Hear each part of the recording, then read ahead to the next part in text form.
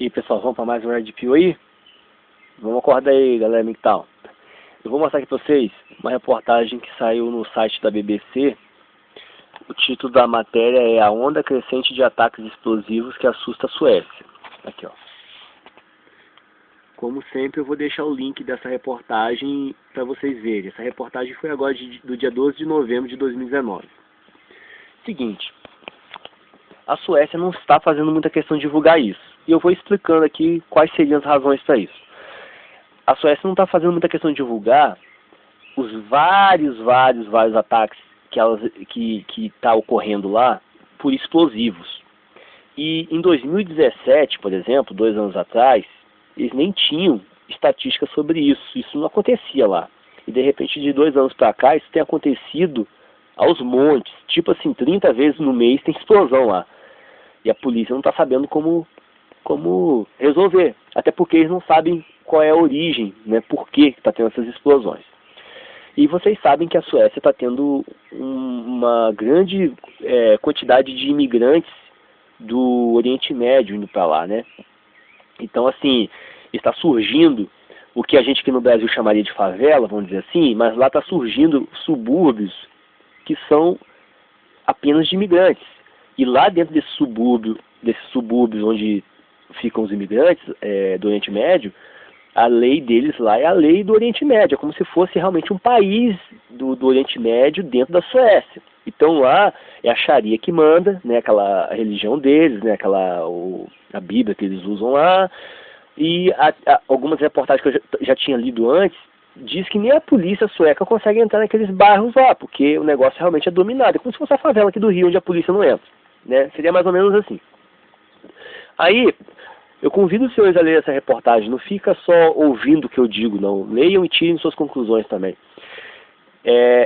Aí aqui vem falando que eles estão, né, tendo esse problema, que a polícia de lá também não está conseguindo muito resolver, porque também eles não têm experiência com bomba, que eles estão fazendo, inclusive, alguns cursos nos Estados Unidos e em outros países para poder aprender um pouco mais essa questão de bombas que eles usam lá, porque são bombas muitas vezes improvisadas. É o que o pessoal do Oriente Médio faz mesmo, né, aqueles ataques à bomba que eles usam de tudo quanto é jeito para explodir. Desde uma granada, uma dinamite, uma panela de pressão, né, construída de uma forma diferente para virar um explosivo. Eles têm uma criatividade gigantesca para bombas, né? Então eles vêm falando aqui, ó, em 2017 nem tinha esse tipo de crime lá, e só em 2018 houve 162 explosões, só em 2018. E esse ano, apenas nos últimos 2 meses, né, foram quase 30 explosões, tá? Tá aqui na matéria. Aí tá falando aqui que os explosivos são, né, improvisados e tal. E aí, essa reportagem, ela veio meio que falando como se essas explosões fossem envolvidas com crimes. Assim, crimes que eu falo é de drogas ou armas. Eles falam assim que são gangues e tal. Então, assim, eles sugerem isso, porque eles não têm como afirmar, porque eles não sabem qual é a procedência dessas explosões, né? Então eles tentam logo jogar para um crime que seja repudiável, igual, por exemplo, o tráfico de droga. Mas, na verdade, essas explosões têm mais a ver com o nacionalismo desses imigrantes, ou seja, com a ideologia deles.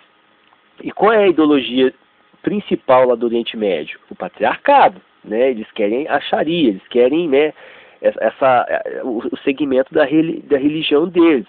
E se você for olhar a Suécia, que é o país mais feminista do mundo, né, salvo engano, se eu não estou enganado, então, se você for olhar a Suécia pelos olhos do pessoal do Oriente Médio, a Suécia só tem pecadores, né? Então, assim, mas eles tentam associar isso aqui como se fosse um crime, né? Por exemplo, tráfico de droga. Aí vem falando aqui que a equipe da polícia sueca foi enviada para Estados Unidos, Alemanha e Noruega para buscar treinamento, né, dessa coisa de explosões e tal, que é uma coisa nova que acontece na Suécia, que eles não estão preparados para isso ainda e tal. E aí um criminologista lá tenta comparar isso com os cartéis de droga do México, esses negócios da explosão. Mas aí, volto a dizer, é uma forçação de barra, porque eles não sabem qual é a procedência dessas explosões, e o cartel de drogas no México não usava explosivos, né? Geralmente cartel de drogas, pessoal que mexe com entorpecente, eles usam revólver, tiro, né? Confronto assim, não é bombinha explodindo para um lado para o outro, assim, alhudes. E aí, a matéria continua. Ela vem falando que as explosões começaram nos subúrbios, né? Ou seja, aquela área que é mais ocupada justamente por pessoas de baixa renda, que provavelmente vai encaixar os imigrantes nessa história. Mas depois isso foi chegando nos bairros de classe mais alta. Por isso que está começando a ganhar relevância, né? Quando estava explodindo lá no bairro pobre, o pessoal não estava dando muita bola. Agora está explodindo no pé deles, aí estão querendo resolver.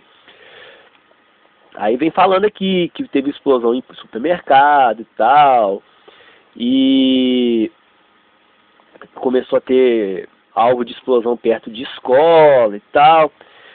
E uma coisa bem interessante que eles vão falando aqui é que eles deixam claro que as razões para o uso de explosivo pelos criminosos ainda não são claras. Então eles não sabem ou não querem assumir o porquê dessas explosões. Aí eles vêm conectando isso aos imigrantes. Vem falando aqui que os ataques têm características incomuns e que aí já começa a falar dos imigrantes, que muitos cresceram na Suécia em ambientes de maior vulnerabilidade social e fazem parte da segunda ou terceira geração de famílias de imigrantes. Então ela já começa a direcionar esses explosivos para o imigrante. Bem, é claro que os explosivos estão vindo do imigrante, que quem explode as coisas é a pessoa do Oriente Médio. Só que eles vêm falando de maior vulnerabilidade social. Isso aqui não tem nada a ver com vulnerabilidade social. Vulnerabilidade social é filho de mãe solteira que não tem uma educação adequada dentro de casa, porque não tem a figura da referência do pai. Isso é vulnerabilidade social, na minha opinião. A questão aqui dos imigrantes de segunda, terceira geração ou raio que parta, é a questão da religião deles, do que eles têm como moralmente aceitável ou não. E a Suécia está totalmente desaceitável, é o país mais feminista do mundo. Então lá só dá confusão mesmo. Aí eles vêm conectando aqui essas coisas aos imigrantes. De repente eles vêm passando pano por cima. Não, mas não é correto inferir que a chegada de novos imigrantes esteja ligada à atividade de facções criminosas e tal. E eles jogam na conta do imigrante essas explosões, depois meio que passam o pano por cima, né? Passa a mão por cima e não, mas pode não ser e tal. E uma coisa bem interessante aqui nessa matéria, se vocês lerem ela até o final, é que as próprias pessoas lá na Suécia estão achando estranho que as emissoras de TV, elas não estão noticiando isso da forma adequada. Fala-se muito pouco dessas explosões. E isso deixa o pessoal meio sem entender. Aqui, ó, tem um comentário aqui de uma pessoa aqui falando: acho que eles não fizeram um bom trabalho, parece que tentaram diminuir o peso da notícia, argumenta a escritora Mira A. Axoy. Ou seja, ela está criticando aqui o jornalismo, a TV sueca, que não está noticiando essas coisas, está meio que passando, né, escondido. E o que acontece?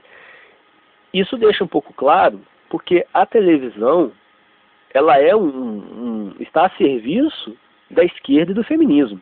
Então eles não vão mostrar, né, os podres que o feminismo e a esquerda traz, né? Então o que isso levanta? Isso mostra que a nossa sociedade, principalmente lugares estratégicos da nossa sociedade, como a mídia, como os cantões das universidades, né?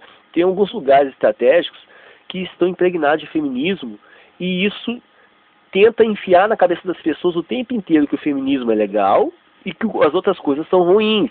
Então, numa situação dessa aqui, por exemplo, eles não fazem questão de noticiar essas explosões, porque isso mostra que os imigrantes estão chegando com peso e estão ganhando território, entendeu? E qual é a consequência disso?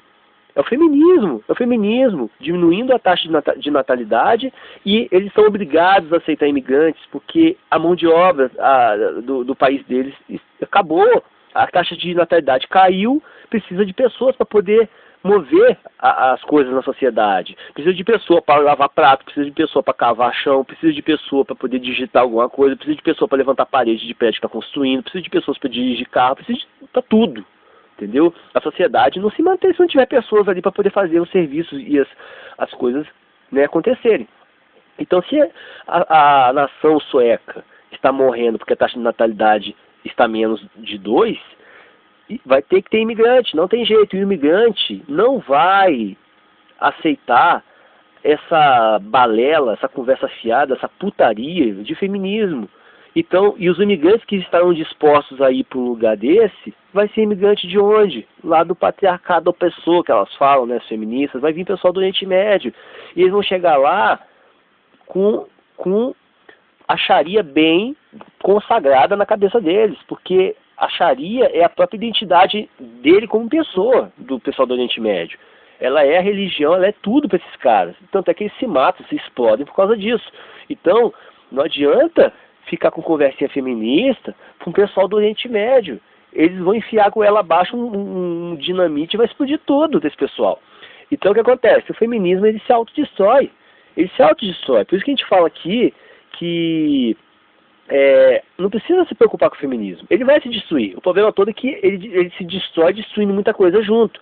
E ele vai se destruir lentamente, né? E eu tenho a expectativa que, sei lá, em 2100, talvez já tenha morrido essa história. Se você olhar para o Império Romano, acabou. Quando teve feminismo, acabou o Império Romano. Se você olhar para o Império Otomano também, não ficou tão diferente, também acabou. Quando começou a surgir essas conversas fiadas de mulher com poder, acabou. Então, assim, agora, o bastante interessante nessa matéria é como é que os tentáculos do feminismo tentam abafar, esconder os podres. Então, assim, eles não noticiam, né? É bem interessante isso. Beleza, galera? Essa é a Red Pill que tem aí.